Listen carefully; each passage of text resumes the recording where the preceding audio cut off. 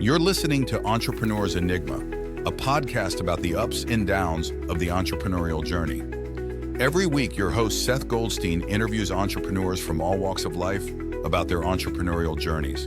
From store owners to Fortune 500 CEOs, we all have stories to tell. So sit back and join us for the next 20 or so minutes while we explore the entrepreneurial world.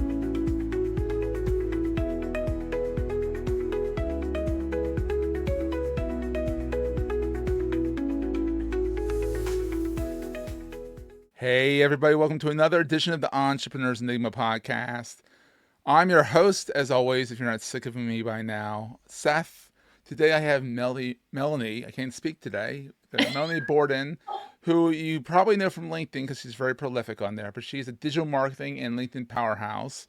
She blushed when I said that because, modesty, but I will call her a LinkedIn powerhouse because she's all over LinkedIn. She knows her, we'll get the explicit text. She knows her shit. She knows her shit, and plain and simple. She's based just outside New York. She uses her strategy and tools she built for herself, which is the best way to do it. Best way to do it is to use your own tools that you like, hey, it worked for me, to help other founders, C-suites, and executives align their real-life expertise and LinkedIn presence to create opportunities and relationships at scale. I got that all in on one breath. That's pretty impressive. She's worked with more than 150 brands. She's been cited and featured and quoted and all that good stuff in LA Weekly, which wasn't that movie? It was LA Confidential. Never mind.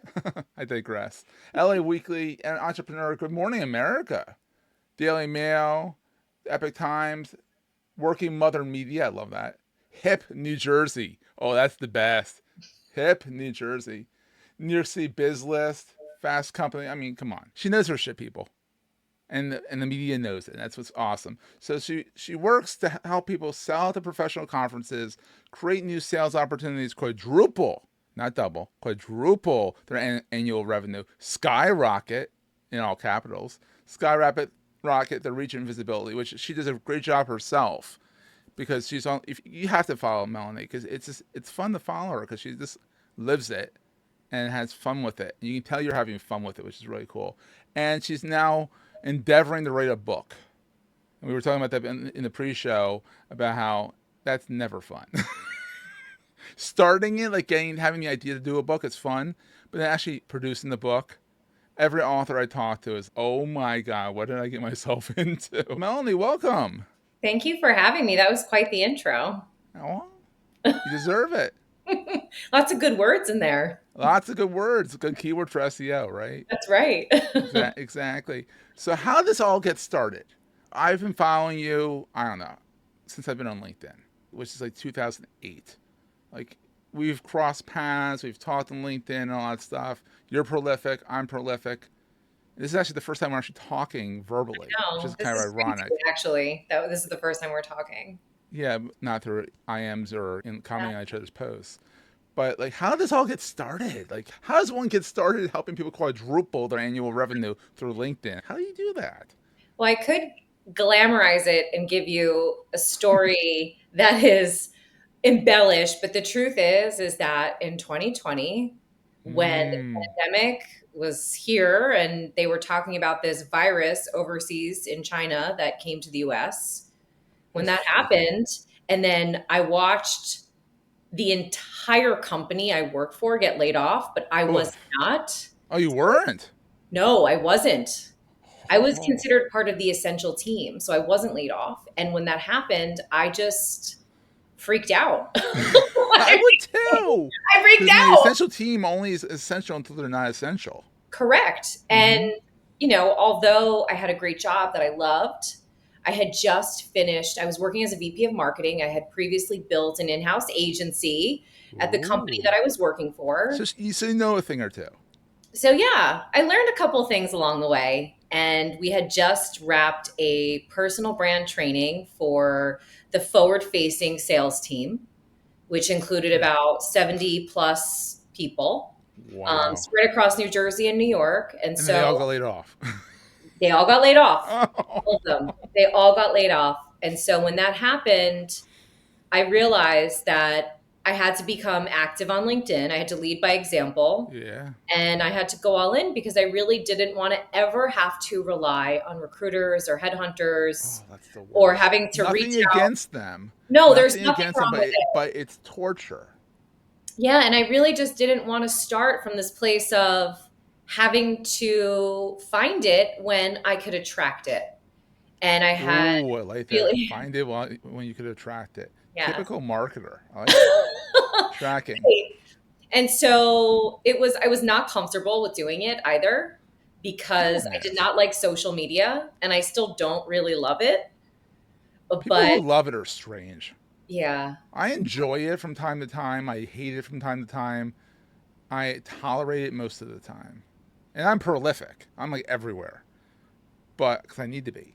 yeah, it was definitely, I realized that what my thoughts were didn't matter at that point, and how I felt, I had to figure out what to do. And Yeah. I just started posting and documenting. I really had no strategy other than I need everyone in my industry to know who I am outside of this Well, little there's a bubble. strategy right there.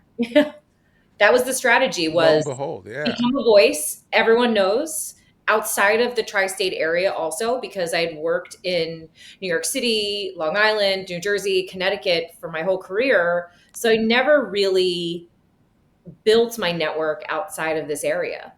Oh wow. So And you had to get cooking. so yeah, so I was busy and I started posting and I started documenting the things that made me feel good, what inspired me, what I was experiencing through the pandemic, and working in marketing and working for an entrepreneur and managing the marketing and essentially doing the work of 5 people because it was just me at that Mm-hmm. point. And one thing led to another. And about a year later, I got an offer. And one thing led to another. And about a year company. Ooh, that's brave. We're going to take a quick break here from our sponsors and get right back to the show. So, But and my during the intention was pandemic, not that was actually smart. So, ever to find a new job or to start a business. My mm-hmm. intention was I just need to be known. I just Yeah. need people to know me. And I need to be able to have relationships like I do normally with people who I've worked with in person. I need to start developing those virtually. And that Mm-hmm. happened. And then all of a sudden, I started being asked to go on speaking engagements. I started being asked to do like virtual conferences, Oh, that's being awesome. Well, featured. virtual first, probably, because everyone's thing was lost. That was like the thing, was virtual Yeah. conferences. Yeah. And then that led to other opportunities. And what started happening when I went to the tech company, it was probably about a year and a half after I had started posting on LinkedIn. And I started getting messages from executives and C suites and leaders of organizations outside of the car business, because I spent most of my career in the car business and automotive. Oh, that's brave. Oof. It That's a was special very breed brave. of that's a special breed of marketing right there. I'm Yes, not saying a bad thing. I'm just saying it's a tough business. it was very brave. And so as a result, I started seeing this whole strategy come to life because Yeah. all of a sudden people were coming to me who were running Fortune 300, 200 companies and saying, I want you to do what you did for me because my marketing team isn't doing it. Isn't it awesome, but also freaky as hell? Because you're like, me? Yeah, there was definitely well, in the beginning, I was like, why? Why do they want this? They want me to do this? Do they know how much work this is?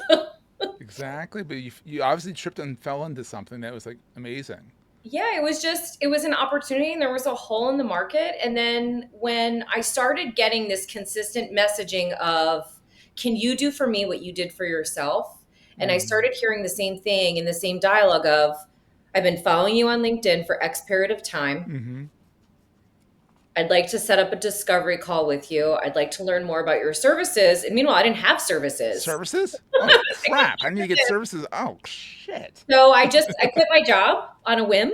Oh wow! And a month later, I launched Melanie Borden LLC, which is the parent company or the DBA for the Borden Group. Or Borden Group's And a DBA for one way or the other. yes, you know what Whatever, I mean? however, which way lawyers know which way it goes. Exactly. Really And screw people's 1099s. yes. Yeah, exactly. And so, and that happened August 12th, 2021. And I've been cranking ever since. And I I would know. say about 98% of my business is inbound or referrals through LinkedIn. Bravo, Thank Melanie. you. Thank you very much. Wow. And if you could, and you, the best part is it's not like, oh crap, how do I replicate this? You figured out how to replicate it, which is kind of key. You're like, no, what did I do? You do some soul searching. You're like, okay, how the hell did I do what I did? Like, because a lot of times you just do and you're not tracking what you're doing. You're Yeah. just doing. And then, like you said, you were throwing shit at the wall, seeing what's stuck. Yeah. And now it's like people are like, "Oh, can you throw my shit at the wall and have, Right. it, have it stick?" For a Yeah. better term, I gotta Yeah, figure a better term than exactly. that. But No, you're seriously, so and right. you got to figure it out. Yeah, it's Exactly. amazing. Yeah. And so that's 21, 22, 23, 24, 25. That's like 4 years. I had to count on my hands because I'm Yeah, not it's good at almost math. 4 years. I can't even believe it, but it's almost 4 years. Yeah. 4 years, and you. I mean, I guess it's one of the best. I mean, I'll ask you this question right now: what's the best thing about being an entrepreneur versus being in the marketing side of the car business? Oh gosh. Where to start? Everything? No, I'm just kidding. I love the car business still, and I still have clients that are in the car business, but I will tell you that being able to work from home was an option I had from the very beginning, Oh, even really? when I was working in auto retail, because that was part of why I made the decision to do that. Mm-hmm. Because I have small children at the time, they were much younger, and it was a non-negotiable for me. So it was almost as if having an added benefit. Some people want, vision insurance. I wanted the ability to be able to Yeah. work from home or to leave if I have to, if one of my kids are sick, and the company Quality I of work life is for. Yes. underrated. And so when the pandemic happened, I went from being home working twice a week to working from home essentially 6 days a week, because in 6 days a week. retail, Let's be realistic. Yeah, 6 days, maybe seven sometimes. Because yeah, because that's in retail, those are the hours that you're ugh. really following. Yeah, because they don't work Sundays. You're right. Right. You can't And buy a then, car on Sunday. right. And a lot of, in car dealerships in New Jersey, in certain areas, they have the blue laws, which is Oh, people are not Bergen working County. on. My grandmother lived in Bergen County. Oh, I go visit her. I forget that. To go Yeah. visit my 90-year-old grandma. May she rest in peace. Go visit her on a Sunday and be like, oh crap, there's nothing to do. So we would sit Yeah. and chat for 3 hours, which is fine because she could Yeah. talk. But she was a chatter like me. But there was like the malls were closed. It's like Yeah. Everything is closed on Sundays in Bergen County. And, for me, it was still. still, yeah, still. And it's, it was just working from home and having the flexibility that I have, Mhm. even though I work more now than I did when I Oh, you worked always for do. someone else. Yeah. I didn't realize that though when I went off on my own. I wasn't When you're really an entrepreneur, you will work more because you answer to one boss, and that's you. And right. your boss is a tyrant. I'm not Yeah. saying you're a tyrant, but I'm saying that the boss inside is a tyrant. It's like I Right. work constantly. Right, exactly. And so when that all went down and then shifting to working for myself, Hmm. I can be that boss that I never had. I can For better, say, for worse. right, right, exactly. Right. And so, you know, set aside, all the jokes about the flexibility and all that. To me, I can set and determine how much money I want to make based on how hard I work. If I don't work, I Hmm. know I'm not going to make money. But if I kill Exactly. myself and work my ass off and I'm super strategic about what I'm doing, I know that the long game will pay off. Yeah. And So also, that's if your part of it. I kids love get it. sick, or like today was a Right. 2 hour delay. Right. Like, here's an example. Today, which is, this is not coming out till I think April, but now it's the beginning of February right now. We just got a Right. snowstorm in our area. We're Mhm. both in reasonably the same area. Kid had a 2 hour delay. Yep. That would wreak havoc if you were working a corporate job where you had to go Oh into yeah. work. Yeah. Whereas I'm like, all right, I'll get a meeting done. I said I told everyone I had a hard stop I could talk for half an hour and a Yeah. hard stop because I had to get the kid to school. Right. And when was I cursing the school district saying just give them the day? Right. Yes, I'm like just give them the damn day. Send them this 2 hour baloney. Oh, I know. And the thing is that no one wants to have to ask permission. And, with the Yeah, girls that work for me, whenever they're asking me for time off, I'm like, I don't need your story. Just take just the get your time. shit done. You Get don't your need to shit ask done for and go. permission. Just do it. Exactly.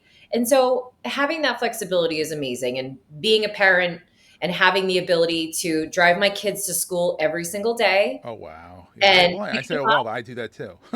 Yeah, it's amazing. I mean, and it's something in my prior life, I had to drop them off at daycare before school started, where they would take a bus to school, then they would do aftercare, and then I would pick them up later in the day. And now You I can miss pick so them up. much. You Yeah, miss it's so amazing. much You do. You of, really, of really their of do. their childhood.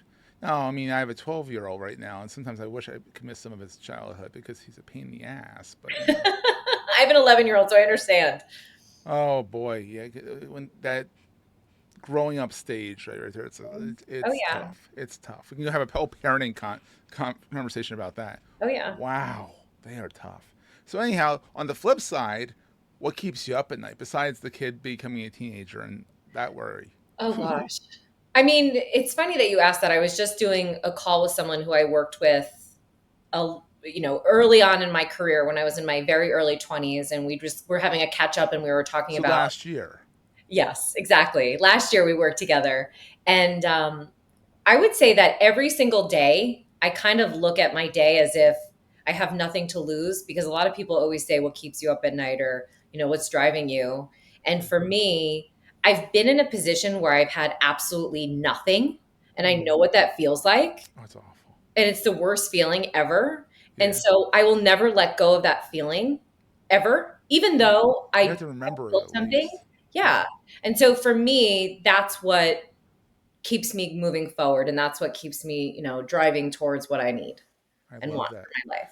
Yeah. So here's the big question: what is the most important thing to carry with you all the time? Oh God.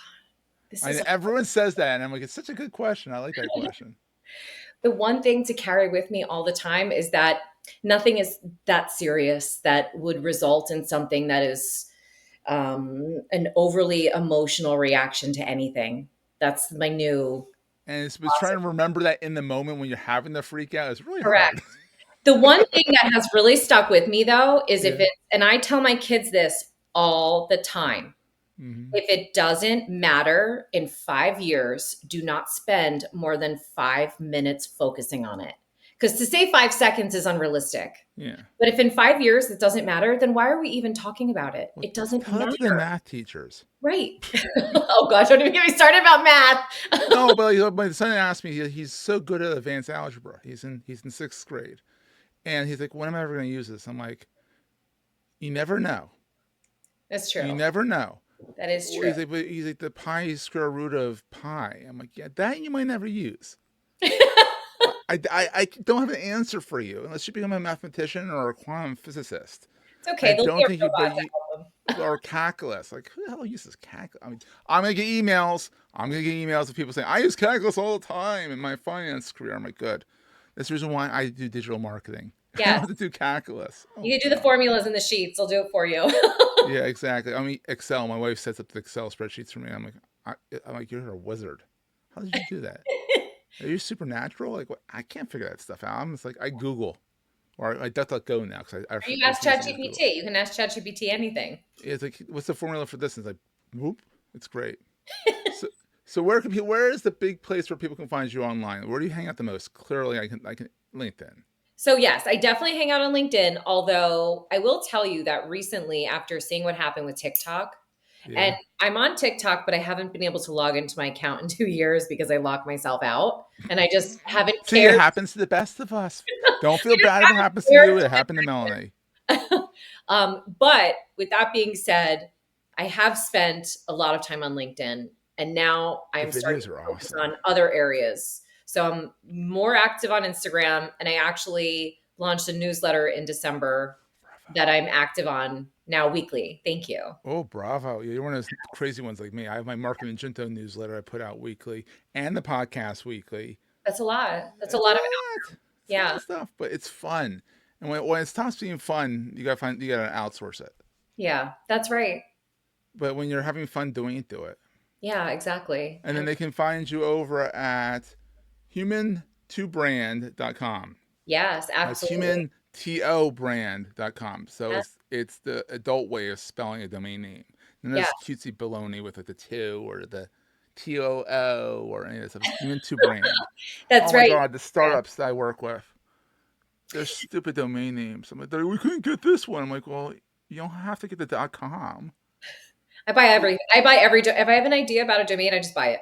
Oh, it's I'm one painful of when you those come from when they were new. I'm like, oh, whatever. I used to watch others do it, and now I am that person that buys all the domains And for the everything. short ones are fun. When you can get a short one for cheap, it's like pick it up. Yeah, definitely. Exactly, Melanie. This has been so much fun. Yes. And when the book goes live, I will shout it from the rooftops. Thank you. But it's probably one of the more painful things to do is write a book. Oh my gosh, And yes. you're a parent. Yeah. It's like It having was another painful. kid. Yeah, it is very much, and I used to kind of roll my eyes when I would hear people say this, but it is very much like giving birth in a I was sense. gonna let you say that. Yeah, I was gonna let Yeah, you say that one. I've given birth twice, so I know the experience, but it's definitely something that But it's rewarding too. You like is you rewarding. created this. You created the kids. That's like, oh, you always look at that like, holy crap, I made that. For better, for worse. Yeah. Yeah. My kid's just like me, and I look at them. I'm like, what did I do to this world? There's two of me in this world. God help That's me. right. I love. Don't get me wrong. I love my kid to death. Don't always like him, but I do love him, and he's a good coder. He's the math brain that I never had. So, but on that note, we will see everyone next week. Thanks, Melanie.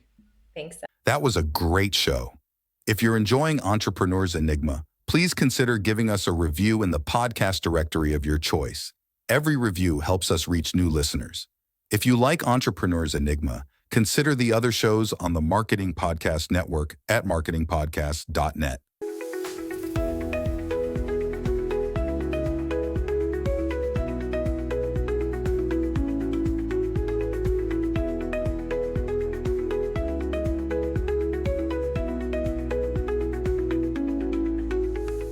Goldstein Media hopes you have enjoyed this episode.